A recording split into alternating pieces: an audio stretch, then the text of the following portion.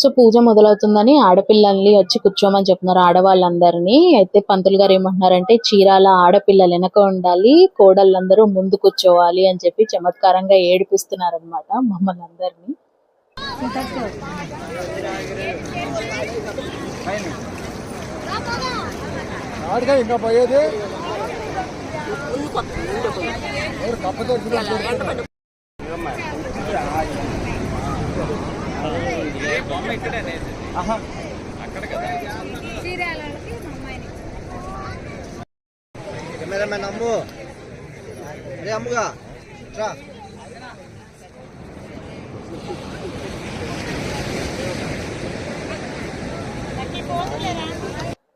ఇప్పుడు అమ్మవారికి సమర్పించే పాలవెల్లి, ఆమెకి ఇచ్చే తాంబూలము, ఇంకా కోడి, సాంబ్రాణి వేసి ఆమెకి సమర్పించే కోడిని ఏదైతే ఉందో అది అక్కడ పెట్టి ఇప్పుడు పూజ చేస్తారండి. అందరూ వచ్చి ఆ కోడిని సాంబ్రాణి వేసి అమ్మవారికి దండం పెట్టుకొని ఆ కోడిని కూడా దండం పెట్టుకొని అర్పిస్తారనమాట. అదే ఇప్పుడు జరుగుతుంది. అందరూ వచ్చి దండం పెట్టుకొని అమ్మవారికి అంతా సవ్యంగా జరగాలి అని చెప్పి దండం పెట్టుకుంటున్నారు. కొద్దిగా వేయండి సాంబ్రాణి.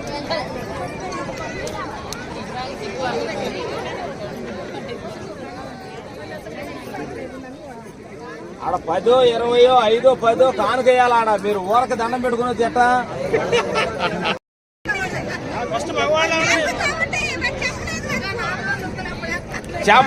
చెప్పకపోయినా ఊరకే రారు.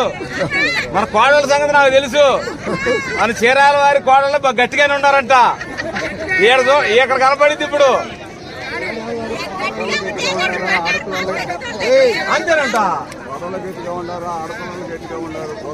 ఆడపిల్లలు ఎవరు ఉంది, కోడళ్ళు ఎవరు ఇప్పుడు పెద్దవారు. అది అది అది పెద్దవారండి, పెద్దవారు. అది శబాష్ శబాష్.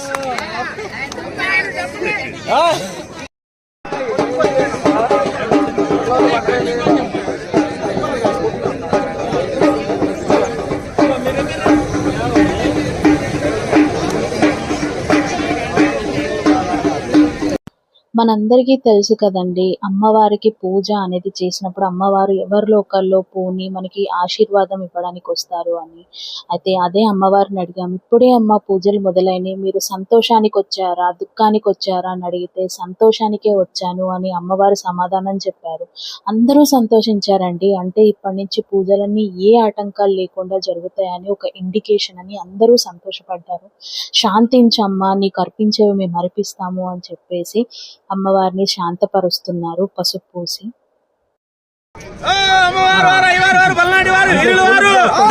వచ్చిన వారు రాని వారు స్థలం పరస్థలం 6 దర్శములు 18 పీఠములు 10 ఆచారం ప్రకారం చీరాల వారి వెలవేలిపోయినటువంటి అంకమ్మ తల్లికి మైలు దెబ్బతిట్టడానికి సెలవేనయ్యా.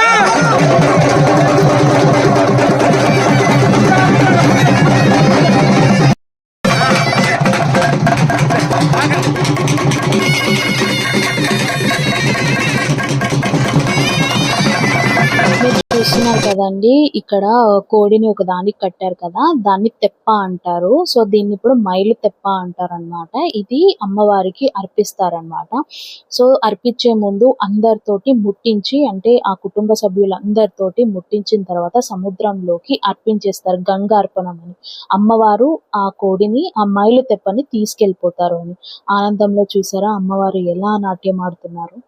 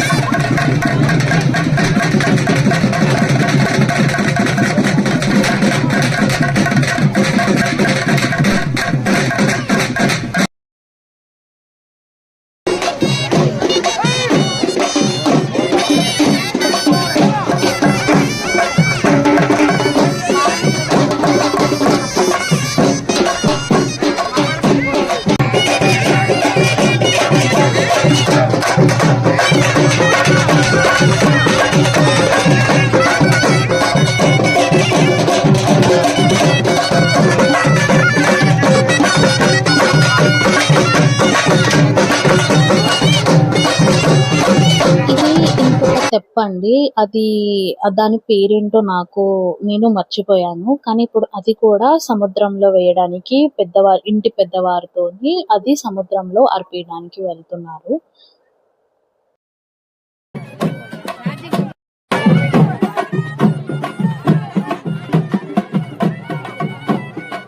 అసలు ఇక్కడ ఏమేమి చేస్తారు మీకు తెలుసా? ఇంకా ఇది అమ్మ అనేది అమ్మవారిని తీసుకెళ్తారు.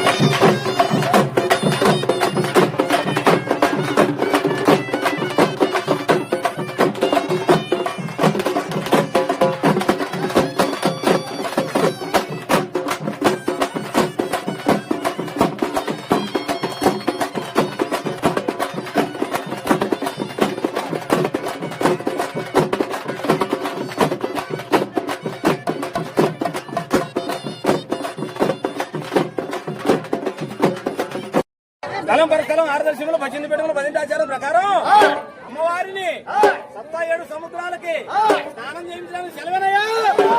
ఇప్పుడు అమ్మవారి వస్తువులన్నీ ఇప్పుడు సముద్రంలోకి తీసుకెళ్లి స్నానం చేపిస్తారండి. స్నానం చేపించి తీసుకొచ్చిన తర్వాత అమ్మవారివి ఏమేం వస్తువులు ఉన్నాయో మనకి చూపిస్తారు. అలానే సముద్రంలో స్నానం చేసి వచ్చిన తర్వాత ఆమెను శుభ్రపరిచి అలంకారం చేసి పూజలు మొదలెడతారు. ఎండలైతే చాలా ఎక్కువ ఉందండి. 9 గంటలకు చాలా ప్రశాంతంగా ఉండే గాని ఇప్పుడు 10:30 అయింది. ఆ 10:30కి అబ్బబ్బబ్బా! ఆ ఎండ చూస్తే మాత్రం తట్టుకోలేకపోయామండి. కింద ఇసుక కాలుతుంది. సముద్రంలోకెళ్ళి మునిగొచ్చిన తర్వాత ఎంత వేడిగా ఉందండి. చెప్పలేమండి బాబు.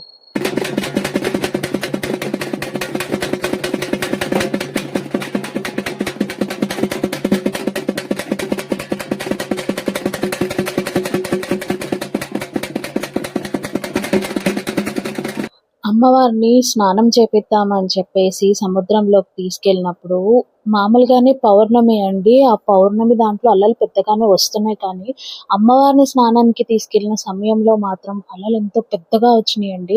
పిల్లలందరినీ వెనక్కి వెళ్ళిపోమని చెప్పాము. ఎందుకంటే పెద్దవాళ్ళు కూడా ఆ అలల తాకిడికి తట్టుకోలేకపోయారు. చూసారా ఎంత పెద్ద అలలు వస్తున్నాయో.